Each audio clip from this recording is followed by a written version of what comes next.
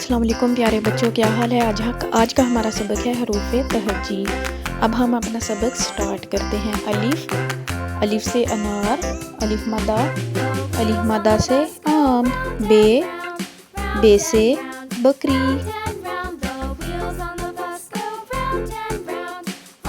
पे, पे से पंखा, ते से ताला, टे से टोकरी,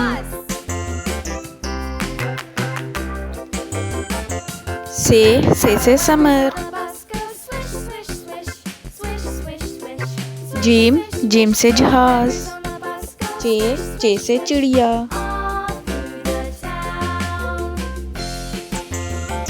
हे से हुक्का, खे से खरगोश, दाल से दरख्त, डाल से डॉक्टर, जाल से जखीरा, रे से रेलगाड़ी,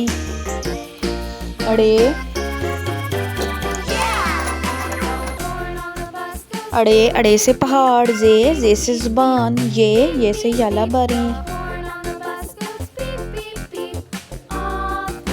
सीन से सूरज, शीन से शेर, स्वाद से साबुन,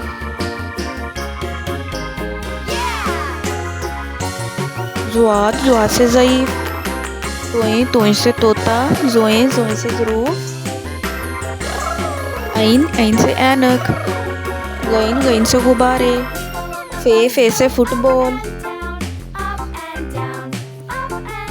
काफ से कैंची, काफ से किताब, गाफ से घोड़ा, लाम से लट्टू,